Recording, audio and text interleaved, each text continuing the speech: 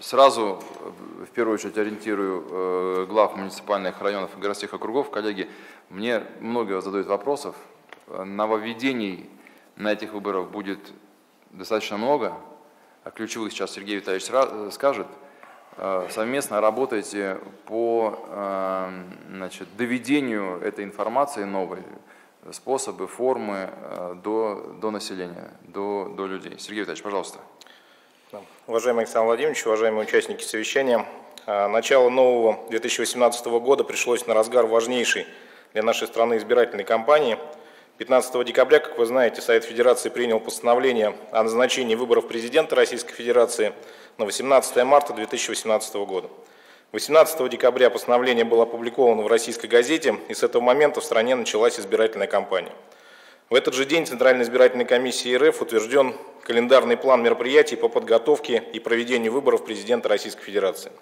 Сейчас подходит к концу первый этап кампании – это выдвижение кандидатов на должность президента от политических партий, либо в порядке самовыдвижения.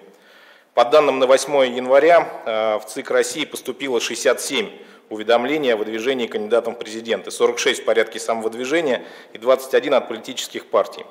Хочу отметить, что ряду групп избирателей, поддержавших самовыдвиженцев, было отказано в регистрации, так как выдвигающиеся ими кандидаты не имеют права быть избранными президентом России. Например, на день выдвижения имели непогашенную или неснятую судимость за тяжкие преступления, имели гражданство или вид на жительство в другой стране. Предварительный список кандидатов в президенты Российской Федерации, заявивших о желании участвовать в выборах, мы узнаем уже в эту субботу, 13 января. Согласно календарному плану избирательной кампании, кандидаты, заявившие о выдвижении, приступают к сбору подписей избирателей России в свою поддержку. 4 парламентские партии по закону освобождены от сбора подписей в поддержку выдвижения кандидата на должность президента РФ. При этом хочу отметить, что 2 парламентские партии, это «Единая Россия» и «Справедливая Россия», приняли решение своих кандидатов на выборы не выдвигать и поддержали самовыдвижение Владимира Владимировича Путина.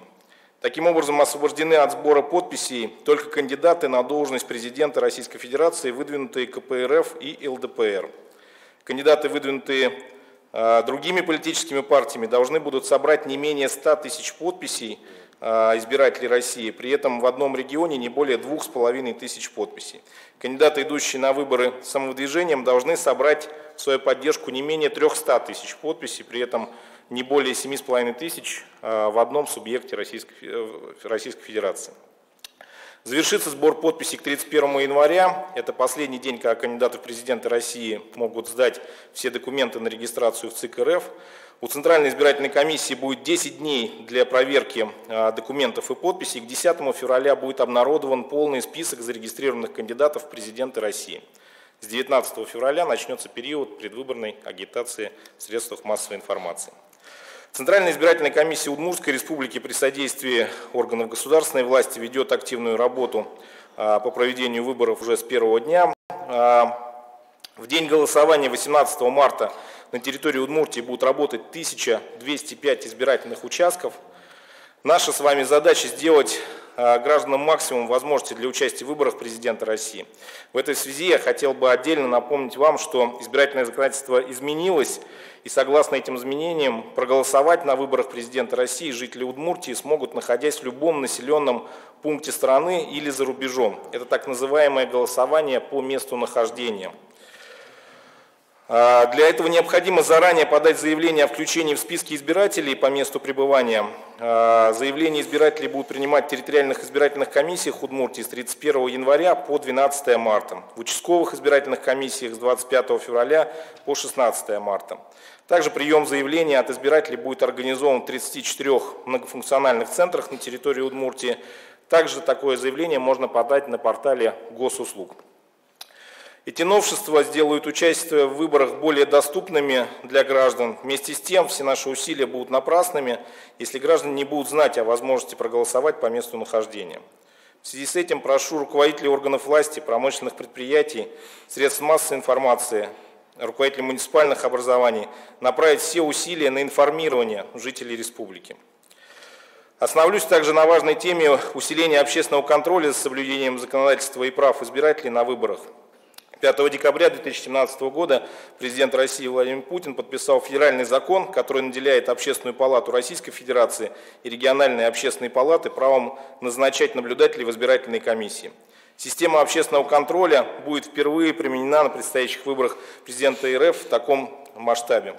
Основная задача общественного контроля за выборами – обеспечение чистоты и прозрачности выборного процесса, соблюдение избирательных прав граждан. 8 декабря было подписано соглашение между Общественной палатой Удмуртской республики и представителями более 25 некоммерческих организаций об организации в регионе мониторинга соблюдения избирательных прав. Список некоммерческих организаций, присоединяющихся к соглашению, продолжает пополняться. 15 декабря уже было подписано соглашение о взаимодействии между Центральной избирательной комиссией Удмуртской республики с Общественной палатой Удмуртской республики. Соглашение предусматривает организацию общественного контроля за ходом выборов со стороны общественных объединений Удмуртии. Наша с вами общая задача – сделать выборы президента России максимально прозрачными и легитимными. Мы с своей стороны будем помогать в организации обучения общественных наблюдателей. Коллеги, не могу не сказать о том, какое участие в подготовке выборов должен принять каждый из участников сегодняшнего совещания. 21 декабря 2017 года Александром Владимировичем Бричаловым был подписан указ главы Удмуртии о содействии избирательным комиссиям в подготовке и проведении выборов президента Российской Федерации. Задачи по подготовке к выборам есть практически у каждого органа государственной власти. В связи с этим прошу руководителей всех органов власти, органов местного самоуправления внимательно ознакомиться с указом главы Удмуртии, с планом организационно-технических мероприятий по подготовке к проведению выборов президента Российской Федерации и обеспечить необходимое содействие для выполнения всех поставленных задач. Уважаемые участники совещания, на территории Удмуртии избирательная кампания по выборам президента России должна быть проведена организованно в точном соответствии с законодательством. Предлагаю всем с сегодняшнего дня активно включиться в работу по подготовке к выборам. Призываю вас всех, как избирателей, лично прийти на выборы президента России 18 марта и, конечно, способствовать активному участию в выборах жителей Удмуртской республики. Спасибо за внимание. Доклад закончен. Коллеги, вопросы по данной теме Сергею Витальевичу? Не стоит дополнительно говорить, что тема очень важная. Заключительная фраза, обращение, я хотел бы на этом акцент сделать. Действительно, знаете, фраза «ну что идти на выборы, все и так понятно», это не про понятно, а про действительно гражданский долг, про свою позицию. Потому что у нас история знает, да, примеры, когда, собственно, все понятно, и дальше там, значит, и ситуация на самотек и так далее. Здесь у нас две главные, собственно, задачи. Это провести легитимные, открытые выборы, обеспечить доступ, значит, предоставить доступ всем. Я уверен, здесь и Кушков Виктор Михайлович, и Сергей Витальевич, значит, главам муниципальных районов и городских округов нужно этот вопрос еще раз проработать. 10 сентября вы получили, значит, Виктор Михайлович, оценку достаточно высокую, и республика по организацию, значит, и проведению выборов. Но второй момент, на котором еще раз акцентирую внимание, это позиция граждан. Прийти на выборы – это отдать свой голос «за». Понимаете? Остаться с позиции, все ж понятно. Я думаю, всем это очевидно. Коллеги, если еще раз, особенно главам муниципальных районов и городских округов обращаюсь, если есть вопросы, у нас иной раз бывает так по 10 раз повторяем, значит, тут недавно один глава меня в шок вверг просто. Александр Свинин спрашивает: у вас заявки есть в фонд развития промышленности? Говорит, есть.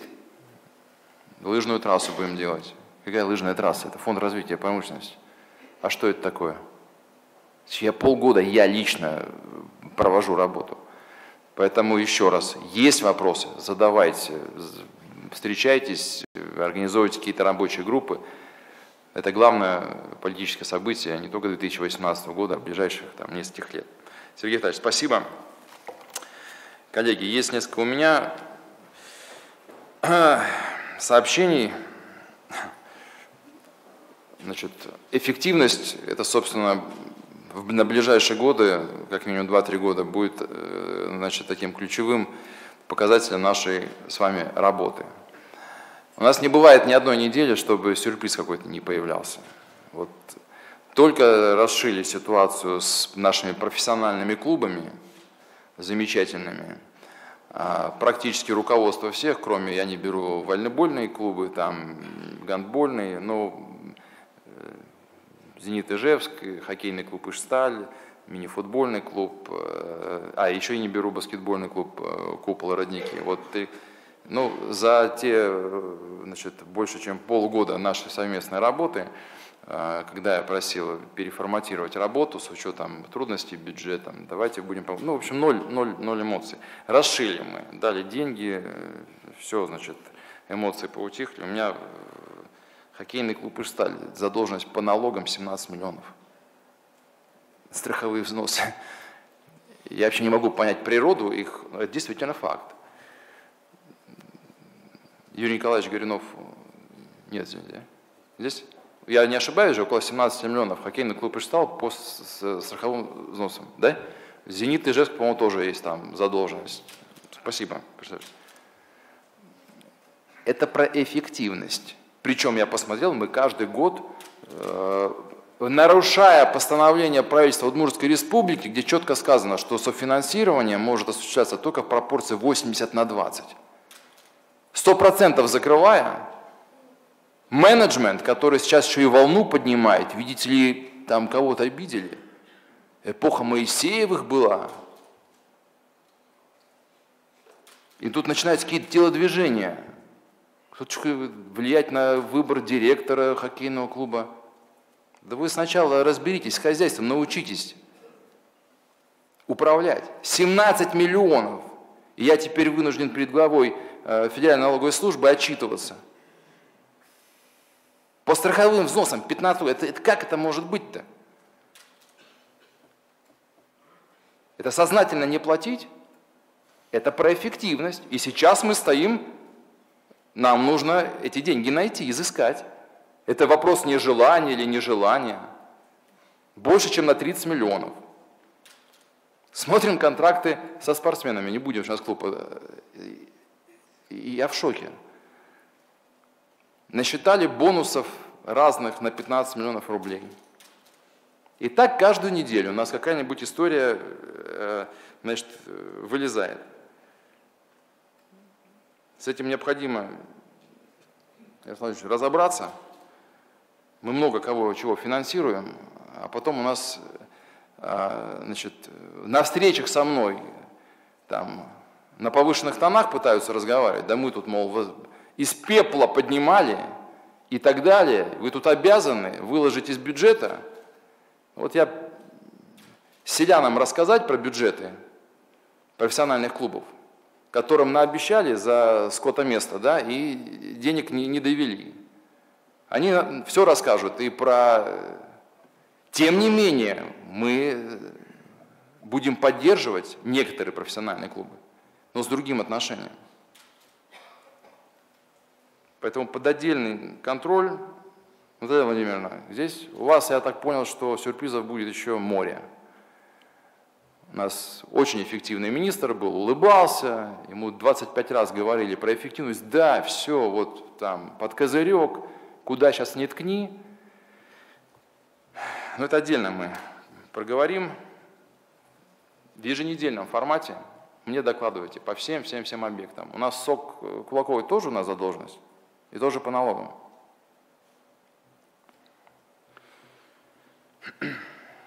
Ну ладно, понятно.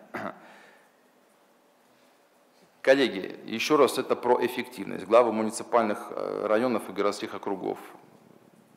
5-й раз, повторяю, в субботу будет у нас ВКС, снова будем об этом говорить. Внимательно смотрите на деятельность ваших МУПов. Мы все будем проверять.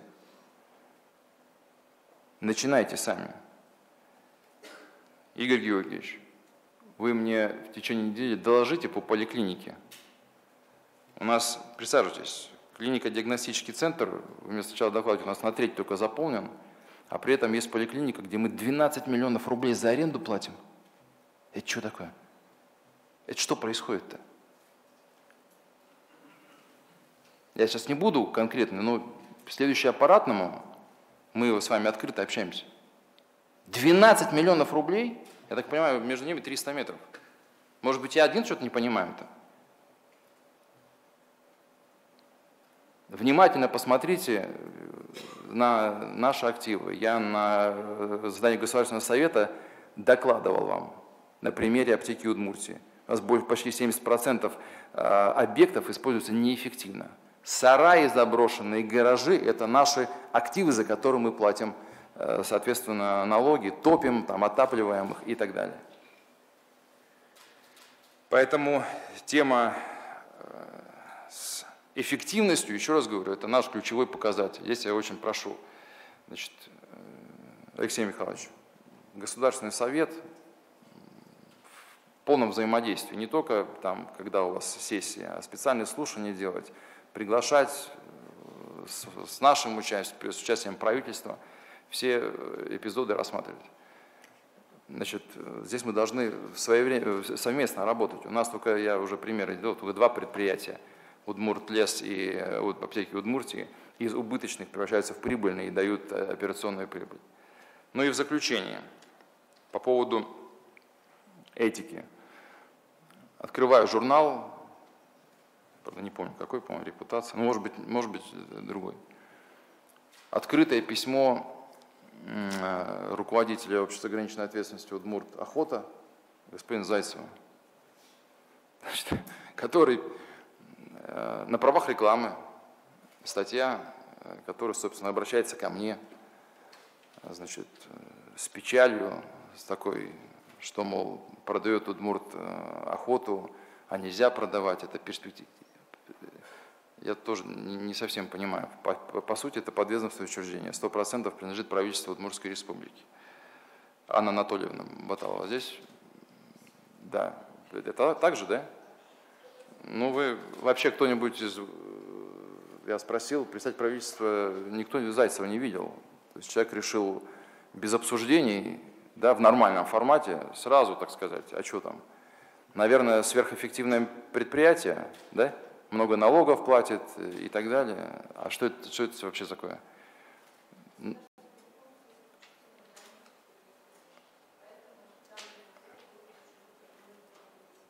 Вы...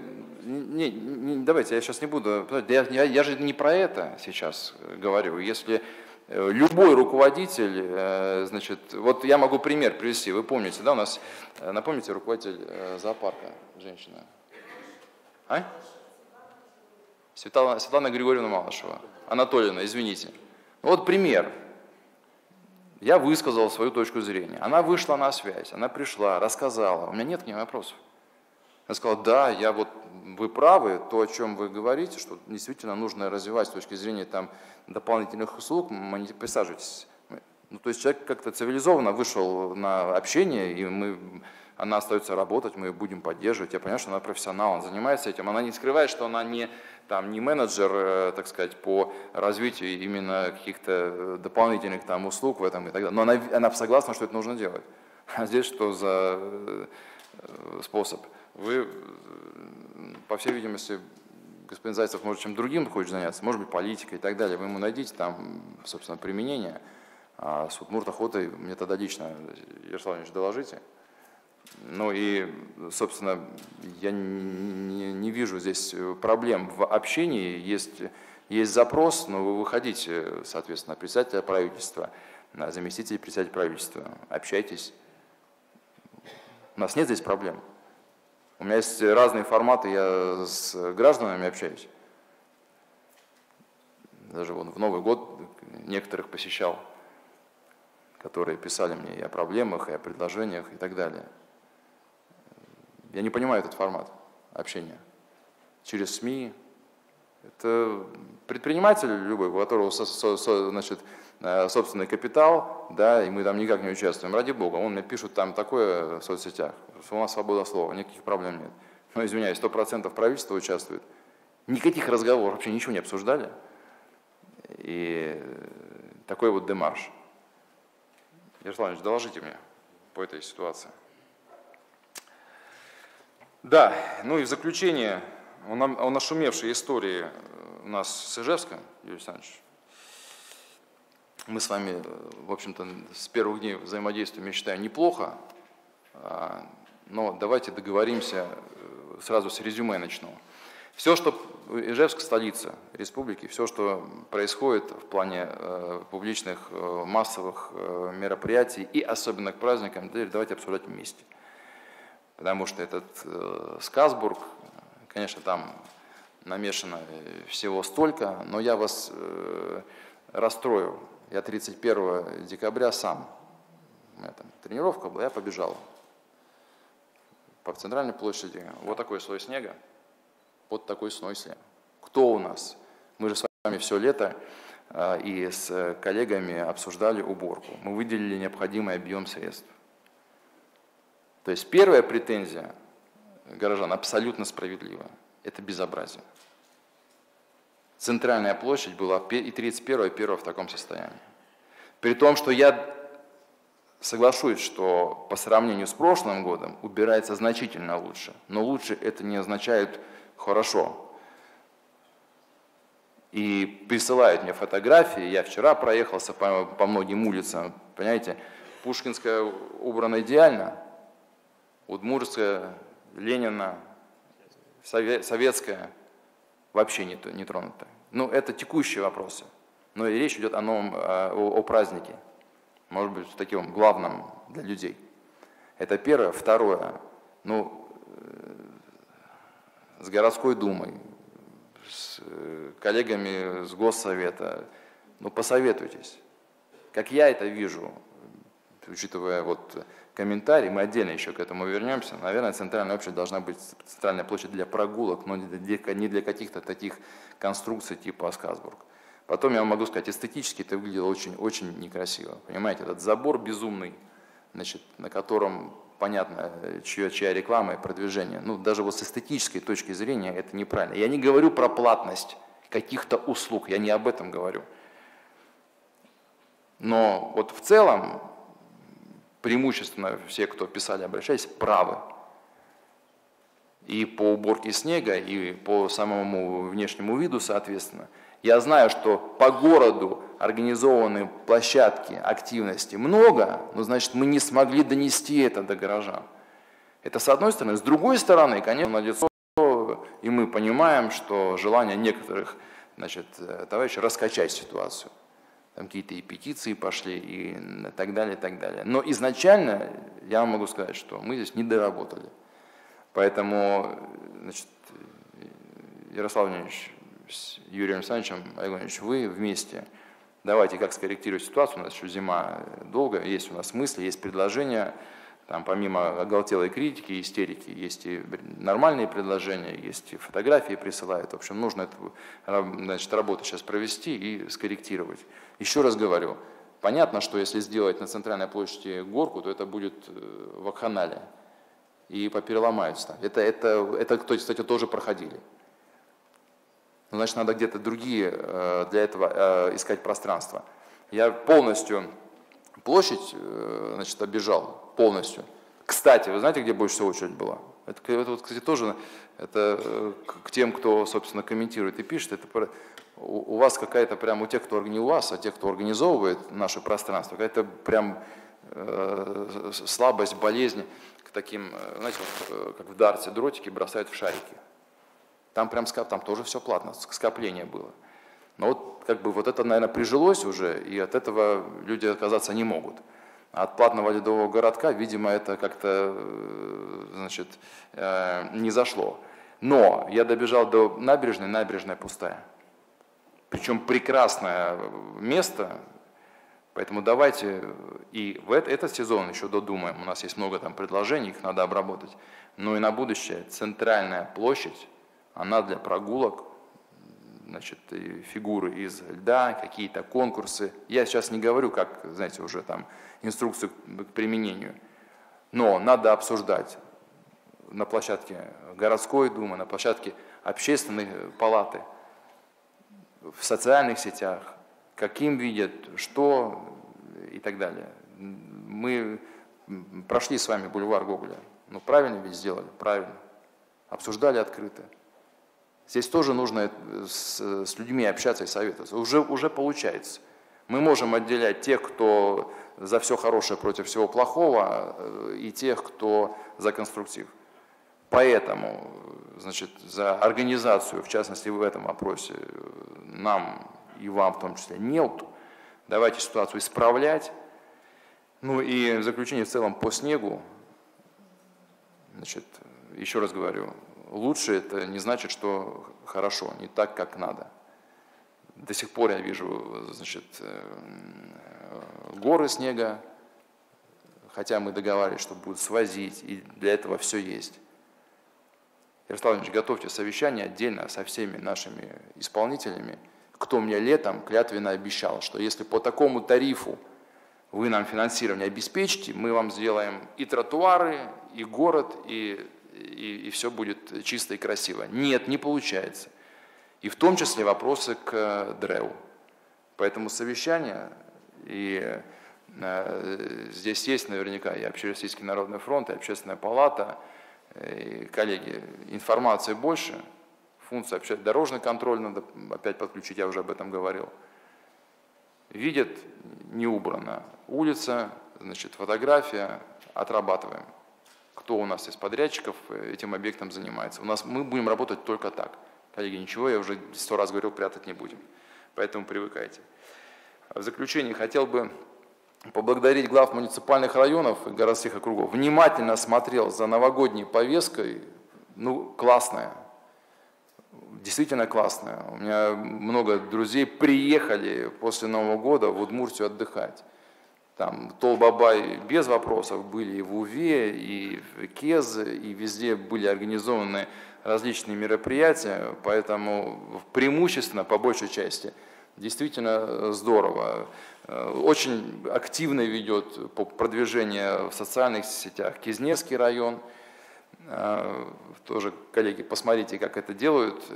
У нас очень насыщенная программа в Ижевске была, но в чем мы хромает у нас, коллеги? Мы друг друга даже не информируем об этом. Были классные соревнования по автогонкам, ну, можно, как и ижевская винтовка, можно было и трансляцию. Вы знаете, сколько трансляций у нас была на интернет-канале Калашников Медиа Ижевской винтовки? Более 500 тысяч за 4 дня соревнований, 176 тысяч уникальных пользователей.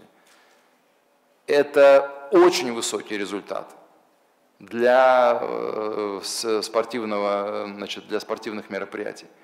Поэтому давайте заранее в календарь, вот, значит, Владимир Анатольевич, у нас же активный продвижатель. Вы меня должны были замучить, то, что у нас сегодня играют девчонки в волейбол. Правда?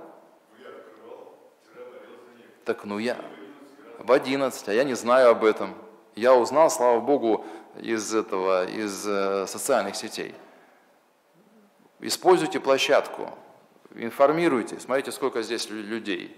Здесь и предпринимательские сообщества, за ними коллективы. Я уверен, что у нас юниоры играют, да? Чемпионат России же. Мы с Воронежем как сыграли 5-го? Или не с Воронежем? Ну, послушайте. Понятно. Ну, то есть, нет, я серьезно вам. Ну, посмотрите, у нас здесь бизнес-сообщество. Есть возможность распространить информацию, чтобы поддержать наших там спортсменов или на каких-то мероприятиях, на какие-то мероприятия, которые проводят. Поэтому повнимательнее здесь и активнее. Коллеги, если у кого-то есть вопросы срочные, пожалуйста. А так повестка почти завершена. У нас очень богатый на юбилей начала года. Поэтому здесь, меня только, конечно, успокаивает, что у министра культуры тоже юбилей, поэтому уверен, что культурно мы будем их отмечать. Начнем у Александра Александровича Свинина 30 лет, поэтому мы его молодой, поэтому мы его отправили работать сегодня в Москву, ему не до праздника. Вот, сначала поздравлю Владимира Михайловича Соловьева, 55 лет. Большую из них часть в культуре отдала. Есть же у нас, да, там? Это не я подбирал цвет.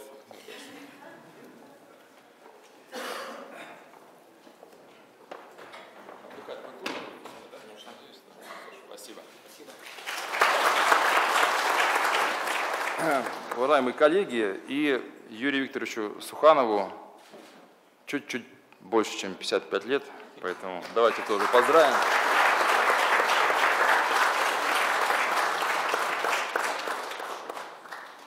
У нас девушки выбирают, видите, какие нас видят.